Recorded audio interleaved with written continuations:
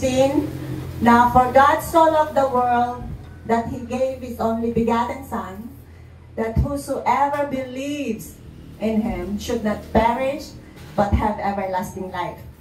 At sabi po niya sa John 3:17, for God did not send His Son to the world to condemn the world, but that the world through Him might be saved. Amen? Amen. So yun lamang po, paparangalan natin ang ating Panginoong Diyos Ama. Amen po? Amen. Tayo po tayo at kantahin po natin ang isang awitin na favorite po ng lahat. Hallelujah.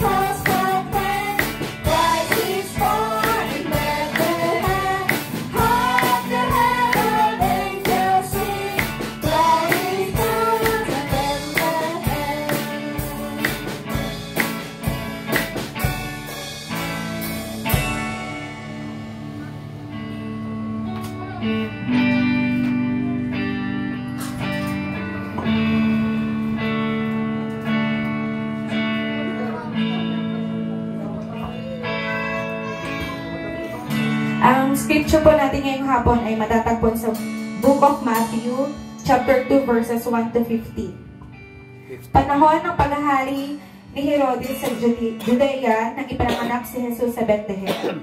May mga pantas mula pa sa silangan na dumating sa Jerusalem.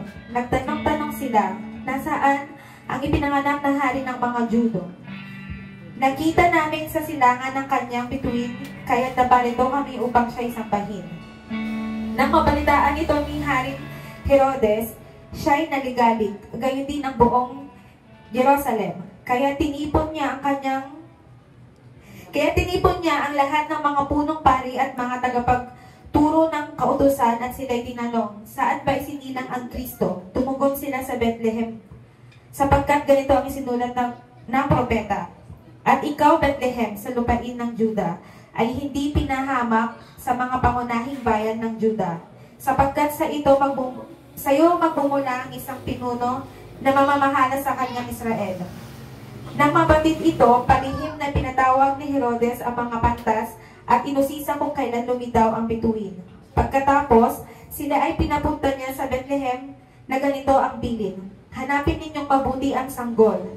Kapag natagpuan ninyo siya, ipagbigay alamagan ninyo sa akin upang ako man ay pumunta roon at sumamba rin sa kanya.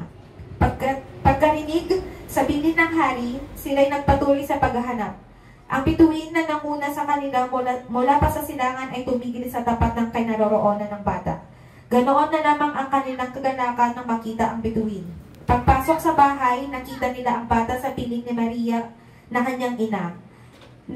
Nagpatira pa sila at sinamba ang bata. Inihandog din nila sa kanya ang mga dala nilang ginto, insenso at mira. Nang papauwi na ang mga pantas, nakatanggap sila ng babala sa pamamagitan ng panaginip na huwag nang bumalik kay Herodes, kaya't nag-iba na sila ng daan pauwi. Ang pagtangkas papunta sa Ehipto, pagkaalis ng mga... Hanggang 15 lang. 13 pa lang po, Pastor. Okay po.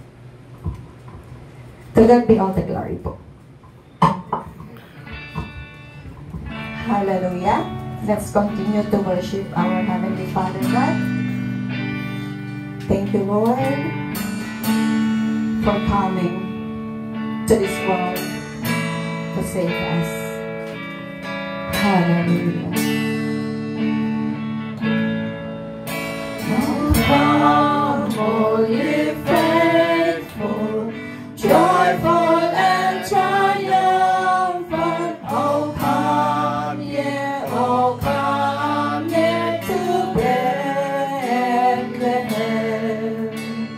Come and behold him, born the King of angels.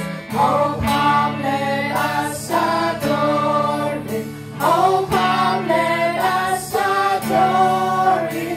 Oh, come, let us adore him, Christ the Lord. Come on, church. Oh, come, all ye faithful, joyful and triumphant. Oh, come, yeah, oh, come, yeah, to Bethlehem.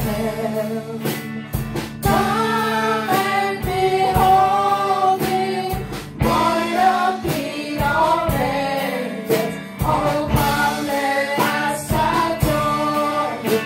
Oh, come, let us adore him. Oh, come, let us adore him, Christ the Lord. Hallelujah. Come on, church. Oh, come, all ye faithful, joyful and triumphant. Oh, come, yeah, to Bethlehem. Come and behold him, born the King of angels. Oh, come, let us adore him. Oh, come, let us adore him. Oh, come, let us adore him, Christ the Lord. For the last time. Oh, come, all ye faithful, joyful and triumphant. Oh, come, yeah, to Bethlehem. Come and behold him, born the King of angels. Oh, come, let us adore him. Oh, come, let us adore him. Oh, come, let us adore him, Christ the Lord. Hallelujah. Oh, hallelujah. Ang sabi po ng kanta, come, you faithful. Come to the Bethlehem. And Bethlehem means house of bread. The church is a house of bread. Hallelujah. Because Jesus is in the house. Amen? Hallelujah. Thank you, Father God. Thank you, Lord Jesus. Thank you, Lord, for your wonderful works in our life. Hallelujah. Father God, thank you for giving us your only begotten Son, O Lord. Ang kaisa-isa mong anak ay iyong ibinigay para po kami ay magkaroon ng buhay At hindi lang buhay, kundi buhay na walang hanggan. Hallelujah. Thank you, Father God. Thank you for giving us your Son. Thank you, Lord Jesus. Dahil sumunod ka sa iyong Ama to come and save us. Hallelujah. Dahil sa iyo, meron kaming buhay na walang hanggan. Ang tao nawalay sa Diyos. Pero dahil sa iyo, ikaw ang naging tulay para kami ay makarating sa Diyos Ama. Thank you, Father God. Thank you, Lord.